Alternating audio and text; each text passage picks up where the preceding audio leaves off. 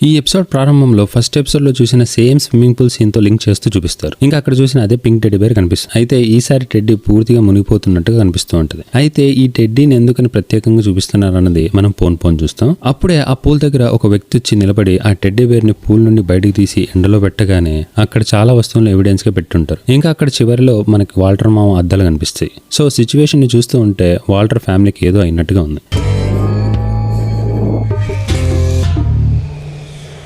ఇక్కడ నుండి scene direct ఒక సూపర్ మార్కెట్ కి షిఫ్ట్ అవుతుంది. అక్కడ ఒక వ్యక్తి బైక్ లో రావడం చూస్తాం. తనే మన జెస్సీ. తర్వాత జెస్సీ అక్కడ ఉన్న హోమ్లెస్ గాయ్ ని మాట్లాడించి లోపలికి రాగానే అక్కడ తనకి ఎదురుగా ఒక గుండంకుల్ బేస్ వాయిస్ తో మాట్లాడిస్తూ ఉంటాడు. అతనే మన వాల్టర్ మామ. నిజానికి జెస్సీ మళ్ళీ మెత్ తయారు చేయడానికి ఒప్పుకుంటాడు. కానీ వాల్టర్ మాత్రం ఇప్పుడే పని మొదలు పెట్టలేను, నా కుటుంబం నా ఆరోగ్యం గురించి చాలా ఆందోళన చెందుతోంది, కాబట్టి కొంతకాలం ఆగాల్సిందే అని అంటాడు. ఆ మాట విన్న జెస్సీ ఆశ్చర్యపోతూ నీకు నా సిచ్యువేషన్ గురించి చెప్పా కదా అని అనగానే వాల్టర్ ఒక ఎన్వలప్ ని జెస్సీకి ఇచ్చి ఇందులో $600 ఉన్నాయి వాడుకో అని చెప్పి అక్కడి నుండి వెళ్ళిపోతాడు. అయితే ఆ డబ్బు చూసిన జెస్సీ అసంతృప్తిగా ఫీల్ అవుతాడు. కానీ చేసేదేం లేక ఆ డబ్బును తీసుకుని సైలెంట్ గా అక్కడి నుండి వెళ్ళిపోగానే మరోవైపు స్కైలర్ నిద్ర లేచి చూసేప్పటికీ అక్కడ వాల్టర్ కనిపించాడు. కొంచెం టెన్షన్ తో హాల్లోకి వస్తే అప్పటికే వాల్టర్ ఇంట్లో అందరికీ స్వయంగా బ్రేక్ఫాస్ట్ తయారు చేస్తూ కనిపిస్తాడు. ఇప్పటి వరకు చూడని విధంగా అతను చాలా ప్రశాంతంగా మరింత శ్రద్ధగా ప్రవర్తిస్తాడు. ఎందుకంటే గత రాత్రి స్కైలర్ తనపై కోపంగా ఉందని అతనికి తెలుసు. అందుకే ఆమెతో సంబంధాన్ని మళ్ళీ సరి చేసుకోవాలని ప్రయత్నిస్తాడు. అంతేకాదు స్కైలర్ కు అనుమానం వచ్చిన రెండో ఫోన్ గురించి కూడా వివరణ ఇస్తాడు. నిన్న నువ్వు విన్న రింగ్ టోన్ నా ఫోన్ది కాదు, అది నేను మందులు సమయానికి తీసుకోవడానికి పెట్టుకున్న అలారం సౌండ్.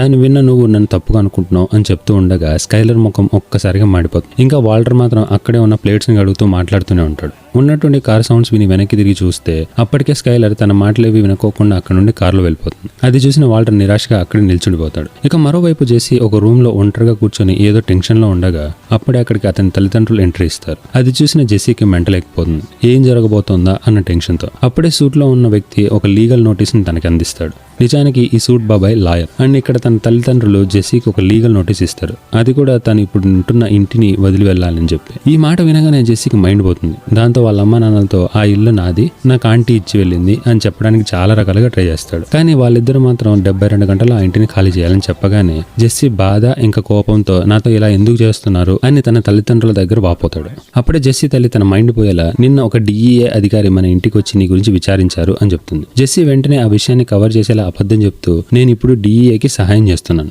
డ్రగ్ డీలర్ను పట్టుకోవడంలో వాళ్ళకి నేను సమాచారం అందిస్తున్నాను, అందుకే వాళ్ళు నా గురించి ఎంక్వైరీ చేయడానికి మన ఇంటికి వచ్చారు అని చెప్పి తప్పించుకోవాలని చూస్తాడు. కానీ అతని అబద్ధం వెంటనే బయటపడుతుంది. జెస్సీ తల్లి ఇప్పటికే ఇంటి బేస్మెంట్ లో ఉన్న మెత్ ల్యాబ్ ను చూశానని చెప్తుంది. దాంతో జెస్సీకి వేరే మార్గం లేకుండా పోతుంది.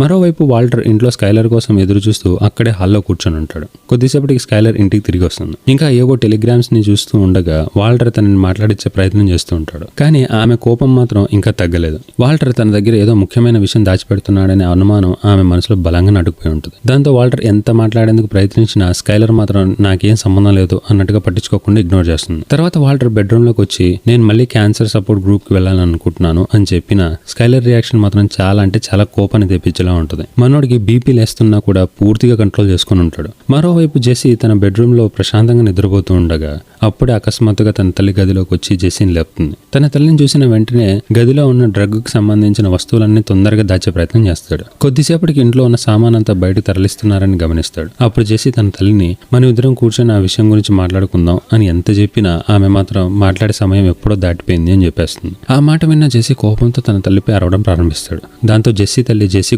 గుయ్యమనేలా ఒక్కటిస్తుంది.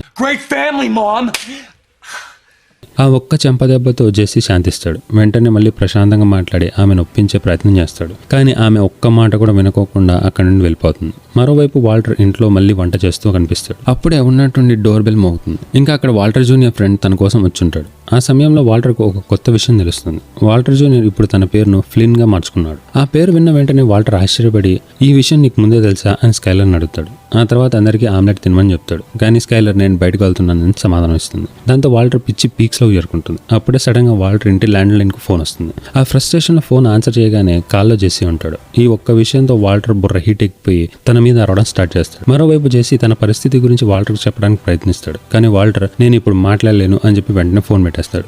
ఆ తర్వాత మరోసారి స్కైలర్తో ఎక్కడికి వెళ్తున్నావు అని అడుగుతాడు. కానీ స్కైలర్ ఎలాంటి సమాధానం ఇవ్వకుండా కార్లో వెళ్ళిపోతుంది. స్కైలర్ వెళ్ళిపోయిన కొద్దిసేపటికి జెస్సీ మళ్ళీ ఫోన్ చేస్తాడు. అప్పటికే వాల్టర్ తీవ్ర ఒత్తిడిలో ఉండడంతో కోపంగా నేను చెప్పే వరకు ఇకపై నాకు ఫోన్ చేయొద్దు అని గట్టిగా చెప్పి కార్డ్ కట్ చేస్తాడు. ఆ మాట విన్న జెస్సీకి కూడా కోపం వచ్చి తన ఫోన్ నేలకేసుకొట్టి పగలగొడతాడు. ఆ తర్వాత కొద్దిపాటి తన బిలాంగింగ్స్ తీసుకుని తన కజిన్ ఇంటికి వెళ్తాడు. ఇంకా అక్కడ కొన్ని రోజులు నీ దగ్గర ఉండొచ్చా అని అడుగుతాడు. దానికి తన కజిన్ ఓకే అన్నట్టుగా ఉండగానే అప్పుడే ఆ కజిన్ వైఫ్ ఇంటికి వస్తుంది. ఇంకా ఆ కజిన్తో కాస్త ఈ వస్తువుల్ని కిచెన్లో పెడతావా అని అనగానే జెస్సీకి సీన్ అర్థమైపోయింది. కాసేపటికి ఆ కజిన్ బయటకు వచ్చి ఇంటికి అతిథులు రాబోతున్నారు కాబట్టి నీకు సహాయం చేయలేను అని చెప్పగానే జెస్సీ అక్కడి నుండి బయటకు వచ్చేస్తాడు. ఇంకా ఒక పబ్లిక్ ఫోన్ బూత్ నుంచి ఒక్కొక్క స్నేహితుడికి ఫోన్ చేస్తూ సహాయం కోరుతాడు. కొన్ని రోజులు ఆశ్రయం ఇవ్వమని అడిగినా ఒక్కరు కూడా అతనికి సహాయం చేయడానికి ముందుకు రారు. దాంతో తీవ్ర నిరాశ చెందిన జెస్సీ ఆ ఫోన్ బూత్ పైన తన ఆవేశాన్ని మొత్తం చూపిస్తాడు.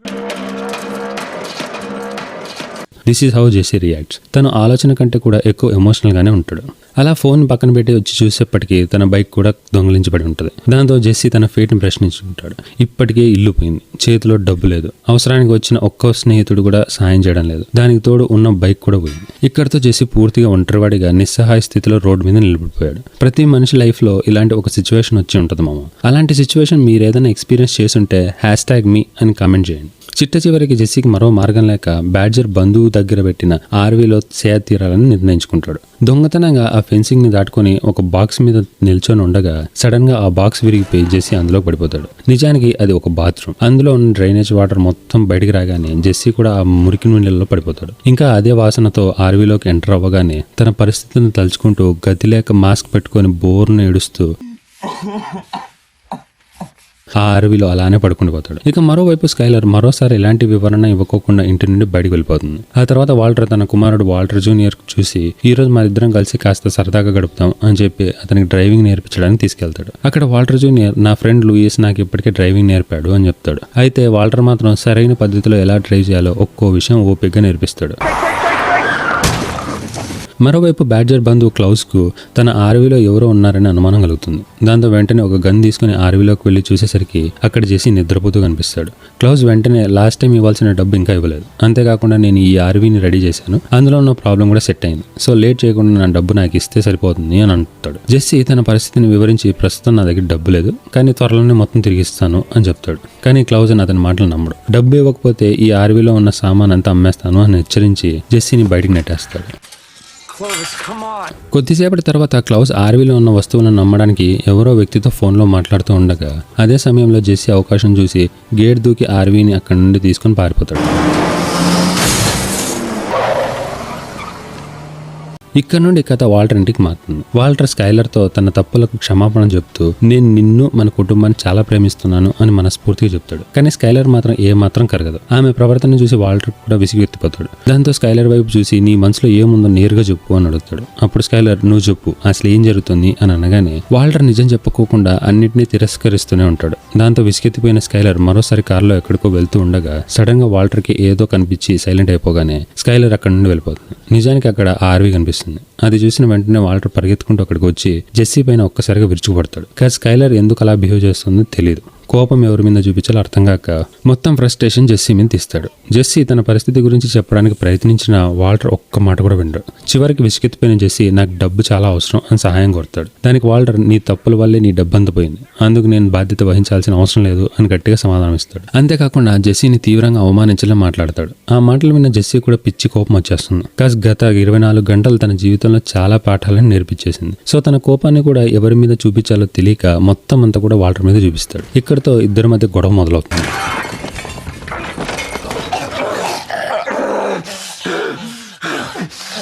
ఒక దశలో జెస్సీ వాల్టర్ గొంతు పట్టుకుంటాడు. దీంతో ఇద్దరి కోపం తగ్గిపోతుంది. ఆ తర్వాత వాళ్ళు వాల్టర్ ఇంట్లోకి వెళ్లి ప్రశాంతంగా మాట్లాడుకుంటారు. చివరికి వాల్టర్ జెస్సీకి అతని వాటా డబ్బు ఇచ్చి రా ముందు బ్రేక్ఫాస్ట్ చేద్దాం అని ఆహ్వానిస్తాడు. ఎపిసోడ్ చివరి సన్నివేశంలో స్కైలర్ ఒంటరిగా నిలబడి సిగరెట్ తాగుతూ కనిపిస్తుంది.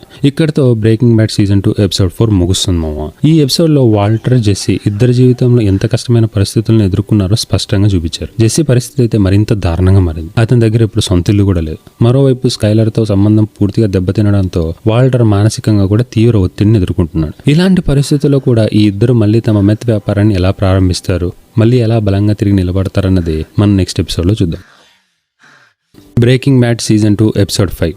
ఎపిసోడ్ ప్రారంభంలో ఇద్దరు వ్యక్తులు ఒక నదిని దాటుతూ కనిపిస్తారు. నది ఒడ్డుకు చేరుకున్న తర్వాత వారిలో ఒకరికి టూకో ధరించిన పళ్ళ ఆకారంలోని గ్రిల్ కనిపిస్తుంది. ఇదే గ్రిల్ ను హ్యాంక్ 3వ ఎపిసోడ్ లో గోమేస్ కు చూపించిన విషయం మనకు గుర్తొస్తుంది. ఆ తర్వాత కథ వాల్టర్ దగ్గరకు మారుతుంది. వాల్టర్ ఒంటరిగా కీమోథెరపీ తీసుకుంటూ కనిపిస్తాడు. మిగతా రోగులందరి పక్కన వారి కుటుంబ సభ్యులు ఉండి వారికి ధైర్యం చెప్తుంటే వాల్టర్ దగ్గర మాత్రం ఒక్కరు కూడా ఉండరు. దాన్ని బట్టి స్కైలర్ తో అతని గొడవ ఇంకా పూర్తిగా సర్దుకోలేదని స్పష్టమవుతుంది. చికిత్స పూర్తయ్యాక డాక్టర్ వాల్టర్ ఆరోగ్యం గురించి అడిగి తెలుసుకుంటాడు.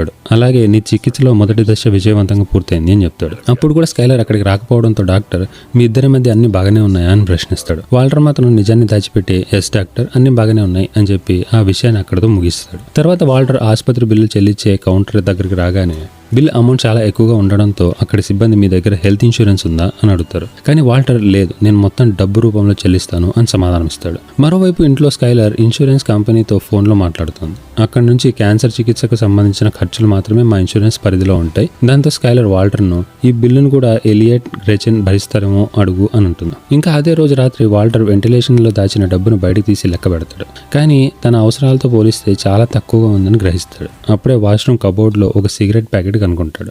ఇక్కడ నుండి సీన్ డిఏ ఆఫీస్కి మారుతుంది. అక్కడ హ్యాంక్ సీనియర్ అధికారులు అతన్ని అభినందిస్తూ నీకు ప్రమోషన్ వచ్చింది అని శుభవార్త చెప్తారు. ఈ వార్త విన్న హ్యాంక్ చాలా సంతోషపడతాడు. తర్వాత తన ఫ్రెండ్స్ అందరితో కిందకు వెళ్లి వేచి ఉండమని చెప్పి వారితో ఈ సంతోషకరమైన విషయాన్ని పంచుకోవడానికి సిద్ధమవుతాడు. తర్వాత హ్యాంక్ ఎలివేటర్లోకి వెళ్ళగానే ఒక్కసారిగా అతనికి తీవ్రమైన పానిక్ అటాక్ వస్తుంది.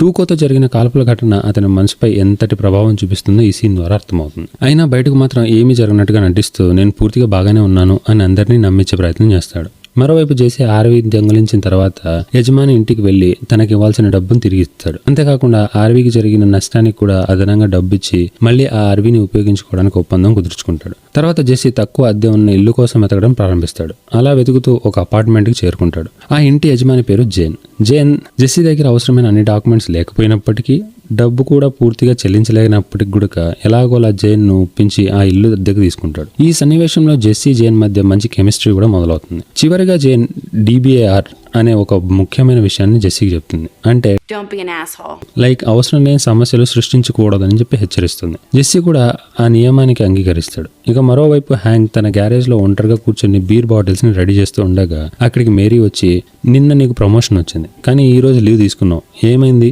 అన్ని బాగానే ఉన్నాయా అని అడుగుతుంది. హ్యాంక్ మాత్రం తన అసలు పరిస్థితిని దాచిపెట్టి అన్ని బాగానే ఉన్నాయి అని సమాధానం చెప్తాడు. ఆ తర్వాత కథ మళ్ళీ వాల్టర్ జెస్సీ దగ్గరకు మారుతుంది. జెస్సీ ఆర్వీని ఎడారి మధ్యకు తీసుకొస్తాడు. అప్పుడు జెస్సీ ఇక మన ప్లాన్ ఏంటి అని వాల్టర్ని అడుగుతాడు. దానికి వాల్టర్ మనం మళ్ళీ మెత్ తయారు చేయడం ప్రారంభిద్దాం అని చెప్తాడు. అప్పుడు జెస్సీ ఒక ముఖ్యమైన ప్రశ్న అడుగుతాడు. మెత్ తయారు చేయడం సరే, కానీ దాన్ని అమ్మడం ఎలా అని. దానికి వాల్టర్ ఈసారి మనం టూకో లాంటి వాళ్ళకి అమ్మం, మన సొంత నెట్వర్క్ ని తయారు చేసుకుందాం అని చెప్తాడు. అప్పుడు జెస్సీ నాకు ఇప్పటికే చాలా మంది పరిచయాలు ఉన్నాయి, ఈసారి అమ్మే పని మొత్తం నేనే చూసుకుంటాను అని అంటాడు. మొదట వాల్టర్ ఆ ఆలోచనను ఒప్పుకోడు. దాంతో జెస్సీ ఈసారి నా ప్లాన్ ప్రకారమే పని జరుగుతుంది, ఒకవేళ నీకు అది నచ్చకపోతే నేను ఈ పని పూర్తిగా వదిలేస్తాను అని గట్టిగా చెప్తాడు.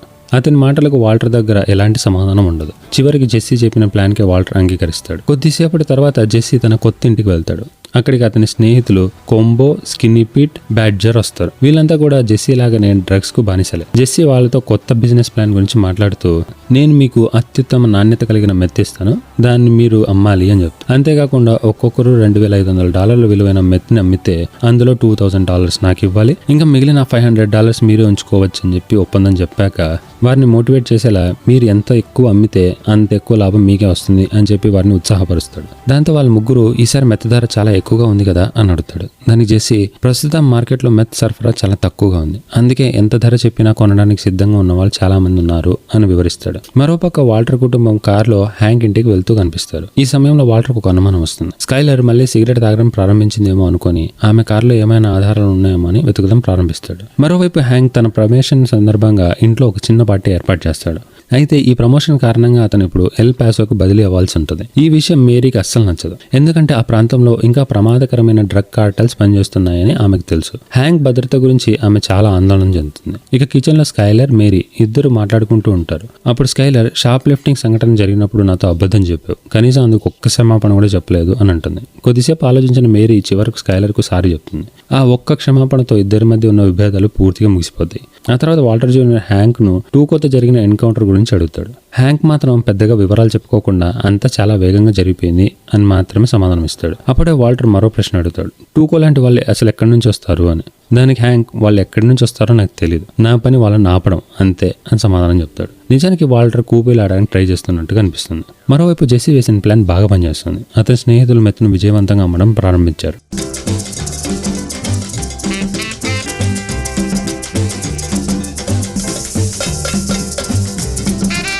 దాంతో వాళ్ళ వ్యాపారం మళ్ళీ ఊపందుకుంది. మంచి లాభాలు రావడం మొదలవుతుంది. అలా అమ్మకాలు చేస్తున్న సమయంలో స్కిన్నీ పీట్ ఒక లేడీకి మెత్ నమ్మాక ఆమె కాప్స్ వేస్తున్నారని చెప్పి తనని ట్రాప్ చేసి మొత్తం మెత్ని దొంగతనం చేస్తారు.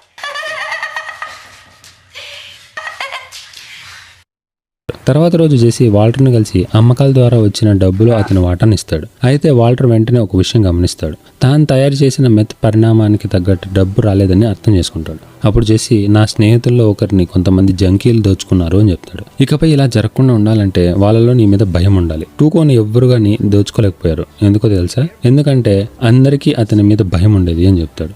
ఆ మాటలతో ఈ సన్నివేశం ముగుస్తుంది. ఇక మరోవైపు స్కైలర్ ఇంట్లో ఒంటరిగా ఉండి ఆరోగ్యానికి మంచిది కాని ఆహారం తింటూ ఉంటుంది. అప్పుడే వాల్టర్ ఇంటికి తిరిగి వస్తాడు. స్కైలర్ తింటున్నది చూసి, నువ్వు ఇప్పుడు తింటున్నది మన బిడ్డ ఆరోగ్యానికి మంచిది కాదని చెప్తాడు. దాని స్కైలర్, పరిమితుల్లో తింటే ఏమీ కాదు అని సమాధానం ఇస్తుంది. అప్పుడు వాల్టర్ బాత్రూమ్ లో దొరికిన సిగరెట్ ప్యాకెట్ ఆమెను ముందుంచి, ఈ పరిస్థితిలో కూడా నువ్వు సిగరెట్ ఎలా తాగగలిగావు అని ప్రశ్నిస్తాడు. అప్పుడు స్కైలర్ నెమ్మదిగా, నేను కేవలం 3 సిగరెట్లు మాత్రమే తాగాను, మిగతావన్నీ పారేశాను, నేను చేసిన పనికి నాకు చాలా బాధగా ఉంది అని చెప్తుంది. దీంతో ఇద్దరి మధ్య మళ్ళీ వాగ్వాదం జరుగుతుంది. ఇంకా స్కైలర్ కోపంగా తన గదిలోకి వెళ్ళిపోతుంది. మరోవైపు హ్యాంక్ ఇంట్లో ఉండగా ఒక్కసారిగా తుపాకీ శబ్దాలు ఉన్నట్టు కనిపిస్తుంది. భయంతో బయటకు వచ్చి చూసేసరికి అది తుపాకీ శబ్దం కాదు, తాను తయారు చేసిన బీర్ బాటిల్స్ యొక్క మూతలు బ్లాస్ట్ అవుతున్న శబ్దం మాత్రమే అని తెలుస్తుంది. టూకోతో జరిగిన సంఘటన తర్వాత హ్యాంక్ ఎంత మానసిక ఒత్తిడిలో ఉన్నాడో ఈ సీన్ స్పష్టంగా చూపిస్తుంది. ఇక వాల్టర్ జెస్సీని కలవడానికి అతని ఇంటికి వెళ్తాడు. తన దగ్గర ఉన్న ఒక గన్ను జెస్సీకి ఇస్తూ, నీ స్నేహితుడిని దోచుకున్న వాళ్ళను అవసరమైతే దీంతో ఎదుర్కో అని చెప్తాడు. అదే సమయంలో హ్యాంక్ టూకో పళ్లతో చేసిన గ్రిల్ని చేతిలో పట్టుకుని చాలాసేపు చూస్తూ ఉంటాడు. టూకోని కాల్చి చంపిన జ్ఞాపకం అతన్ని ఇంకా వెంటాడుతూనే ఉంటుంది. చివరికి ఆ జ్ఞాపకాల నుండి బయటపడాలని నిర్ణయించుకుని ఆ గ్రిల్ను నదిలోకి విసిరేస్తాడు. అప్పుడే ఎపిసోడ్ ప్రారంభంలో కనిపించిన మిస్టరీకి సమాధానం జరుగుతుంది. మొదటి సీన్లో నది ఒడ్డున కనిపించిన టూకో పళ్ళ గ్రిల్ అక్కడికి ఎలా వచ్చిందో ఇప్పుడు పూర్తిగా అర్థమవుతుంది. ఇక్కడితో బ్రేకింగ్ బ్యాడ్ సీజన్ 2 ఎపిసోడ్ 5 ముగుస్తుంది మామ. అయితే ఎపిసోడ్ లో మనం వాల్టర్, జెస్సీ ఇద్దరు మళ్ళీ తమ మెత్ వ్యాపారాన్ని ప్రారంభించారని తెలుసుకున్నాం. అంతేకాకుండా ఈసారి వాళ్ళు కేవలం మెత్ తయారు చేయడం మాత్రమే కాకుండా తమ సొంత మార్కెట్ ను కూడా నిర్మించుకోవడానికి ప్రయత్నిస్తున్నారని తెలిసింది. దాంతో ఇక్కడ నుంచి కథ మరింత ప్రమాదకరంగా, మరింత ఉత్కంఠభరితంగా మారబోతుంది మామ. సో అది తెలియాలంటే మనం నెక్స్ట్ ఎపిసోడ్ లోకి దూకిద్దాం.